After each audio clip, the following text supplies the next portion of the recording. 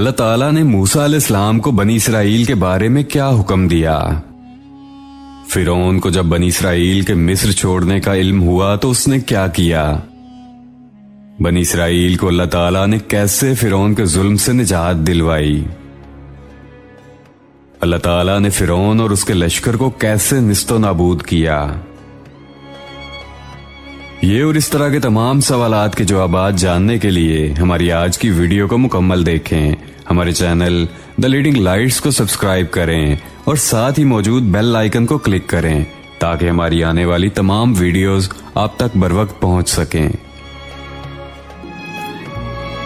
ناظرین محترم، جیسا کہ ہم آپ کو قصہ موسیٰ علیہ السلام کی 7ویں قسط میں بتا چکے ہیں کہ جب آل فرعون کو اللہ تعالیٰ نے معجزات دکھانے کے بعد ان پر طرح طرح کے عذاب نازل کیے، اس کے باوجود وہ مشرک ایمان نہ لائے اور موسیٰ علیہ السلام کو جھٹلاتے ہی رہے۔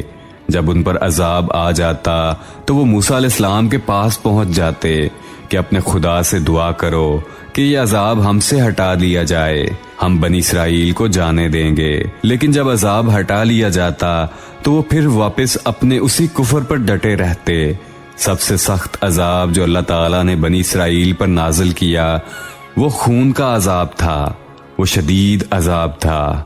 اس نے فرعون سمیت اہل مصر کو جھنجھوڑ کے رکھ دیا۔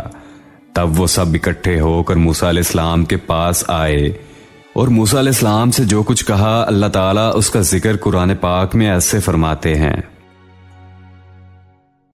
کہنے لگے، اے موسیٰ، ہمارے لیے اپنے رب سے اس بات کی دعا کر دیجئے جس کا اس نے آپ سے عہد کر رکھا ہے۔ اگر آپ اس عذاب کو ہم سے ہٹا دیں گے تو ہم ضرور آپ پر ایمان لے آئیں گے اور ہم بنی اسرائیل کو بھی رہا کر کے آپ کے ہمراہ کر دیں گے۔ پھر جب ان سے عذاب کو ایک خاص وقت تک کے لیے جس تک بہرحال ان کو پہنچنا تھا ہٹا دیتے تو وہ فوراً ہی حد شکنی کرنے لگتے۔ پھر اللہ تعالیٰ نے موسیٰ علیہ السلام کو وحی کی کہ راتوں رات میرے بندوں کو لے چل۔ چنانچہ سب بنی اسرائیل رات کی تاریکی میں نکلے، وہ دروازوں پر کوئی خاص نشان چھوڑ کر چلنے لگے۔ اللہ تعالیٰ نے رات کو نکلنے کا حکم اس لیے دیا تھا تاکہ فرعون ان کے لیے کوئی فیصلہ نہ کر سکے۔ انہوں نے صبح ہونے کا انتظار نہ کیا۔ اس وقت ان کی تعداد 6 لاکھ کے قریب تھی۔ یہ سب لوگ اپنے مال مویشی اور ضروری سامان ساتھ لے کر چلے۔ فلسطین کی طرف 6 لاکھ افراد کی یہ ایک عظیم ہجرت تھی۔ صبح جب فرعون کو خبر ہوئی کہ بنی اسرائیل کے تمام لوگ رات کی تاریکی میں مصر سے نکل چکے ہیں تو اسے پریشانی لاحق ہو گئی۔ اب مصریوں کے کام کون کرے گا اور اس کی خدمت کون کرے گا، کیونکہ اس نے بنی اسرائیل کو غلام بنا کے رکھا ہوا تھا۔ اس لیے وہ سوچ میں پڑ گیا کہ اب ہماری غلامی کون کرے گا۔ اس سوچ میں اس کی حالت پاگلوں جیسی ہو گئی۔ آخرکار اس نے اپنی فوج کو بنی اسرائیل کا تعاقب کرنے کا حکم دیا۔ اللہ تعالیٰ اس کے بارے میں سورہ الشعراء میں ایسے ارشاد فرماتے ہیں، آخرکار ہم نے انہیں باغات سے اور چشموں سے اور خزانوں سے اور اچھے اچھے مقامات سے نکال باہر کیا۔ اسی طرح ہوا اور ہم نے ان تمام چیزوں کا مالک بنی اسرائیل کو بنا دیا۔ پس فرعون کے لوگ سورج نکلتے ہی ان کے تعاقب میں نکلے۔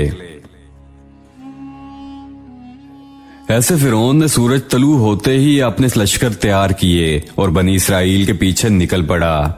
موسیٰ علیہ السلام بنی اسرائیل کو لے کر بحر احمر کے ایک کنارے پہنچے۔ بحر کلزم بحر احمر کا ہی ایک کنارہ ہے۔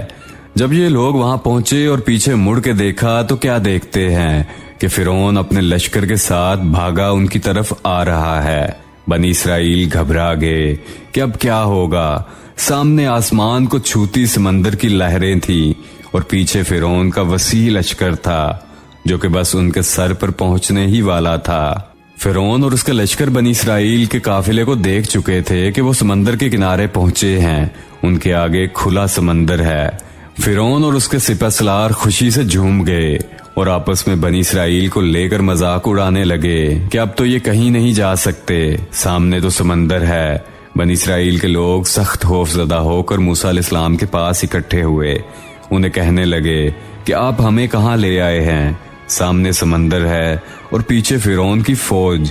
موسیٰ علیہ السلام نے انہیں کہا کہ غم نہ کرو، اللہ تعالی ہمارا حامی ہے اور ہمیں اس کی ذات پر بھروسہ رکھنا چاہیے۔ وہ ہمیں یہاں تک لے آیا ہے، اس سے آگے بھی وہ ہماری رہنمائی کرے گا۔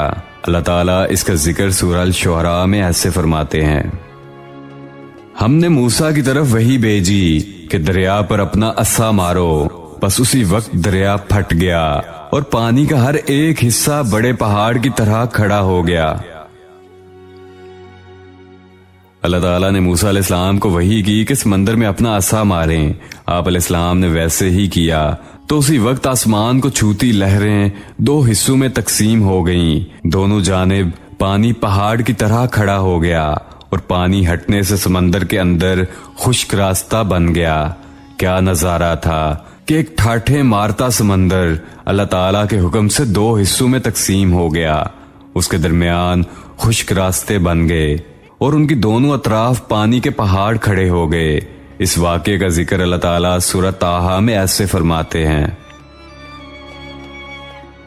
کہ تو راتوں رات میرے بندوں کو لے چل اور ان کے لیے سمندر میں خشک راستہ بنا لے، پھر نہ تجھے کسی کے آ پکڑنے کا خطرہ ہوگا نہ ڈر۔ موسیٰ علیہ السلام نے بنی اسرائیل کو حکم دیا کہ فوراً اس خشک رستے سے سمندر کی دوسری طرف چلیں۔ ایسے 6 لاکھ افراد کا قافلہ سمندر کے اندر بن جانے والے خشک راستے سے گزر کر دوسرے کنارے تک پہنچ گیا۔ جب یہ لوگ دوسرے کنارے پہنچے تب تک فرعون بحر احمر کے اس کنارے پہنچ چکا تھا جہاں بنی اسرائیل رکے تھے۔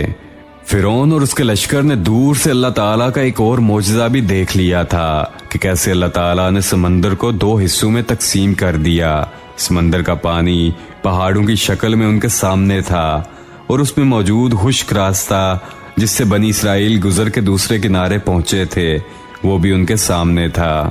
وہاں پہنچ کے پہلے تو وہ ڈر گیا، اس کا لشکر بھی اللہ تعالیٰ کا یہ معجزہ دیکھ کر سہم گیا۔ وہ سب کے سب اسی سوچ میں تھے کہ یہ کیا ہوا ہے اور اب انہیں کیا کرنا چاہیے۔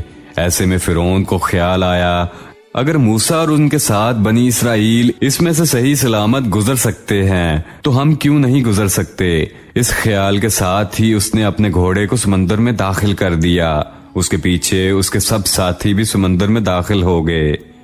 ادھر بنی اسرائیل کا آخری آدمی سمندر میں بن جانے والے خشک راستے سے نکل رہا تھا، دوسرے کنارے فرعون کا آخری آدمی اسی راستے میں داخل ہو رہا تھا۔ اللہ تعالیٰ نے اسی وقت سمندر کو حکم دیا اور وہ پانی جو کہ خشک راستے کی دونوں اطراف پہاڑ کی صورت میں کھڑا تھا وہ آپس میں مل گیا اور فرعون سمیت اس کے لشکر کو اپنے اندر غرق کر دیا اور کچھ ہی لمحوں میں وہ بالکل پہلے جیسی شکل میں آ گیا۔ فرعون اور اس کا لشکر اس کی تہہ میں غرق ہو گئے۔ اللہ تعالیٰ اس کے بارے میں سورہ طٰہٰ میں ایسے ارشاد فرماتے ہیں، فرعون نے اپنے لشکروں سمیت ان کا تعاقب کیا، پھر تو سمندر ان پر چھا گیا جیسا کہ چھا جانے والا تھا۔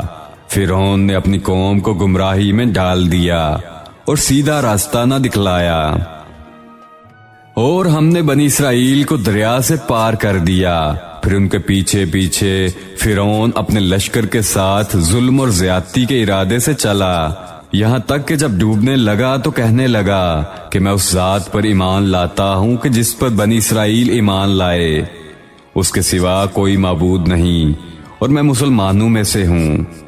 جواب دیا گیا کہ اب ایمان لاتا ہے اور پہلے سرکشی کرتا رہا، سو آج ہم تیری لاش کو نجات دیں گے تاکہ تو ان لوگوں کے لیے باعث عبرت ہو جو تیرے بعد ہیں، اور حقیقت یہ ہے کہ بہت سے لوگ ہماری نشانیوں سے غافل ہیں۔ مطلب یہ تھا کہ جب موت دیکھ لی تو ایمان لانے کا دعویٰ کر دیا۔ اللہ تعالیٰ نے کہا کہ ہم تیرے بدن کو زمانے گزرنے کے باوجود آنے والے لوگوں کے لیے نشانی کے طور پر رکھیں گے تاکہ تو ان کے لیے عبرت کا سبب بنے اور تجھ سے آنے والے لوگ نصیحت پکڑ سکیں۔ اللہ تعالیٰ نے فرعون کی لاش کو ایک نشانی بنا دیا جو کہ آج بھی مصر کے عجائب گھر میں موجود ہے۔ اللہ تعالیٰ نے اسے ایک نشانی بنا کے باقی رکھا ہے جو کہ تا قیامت باقی رہے گی۔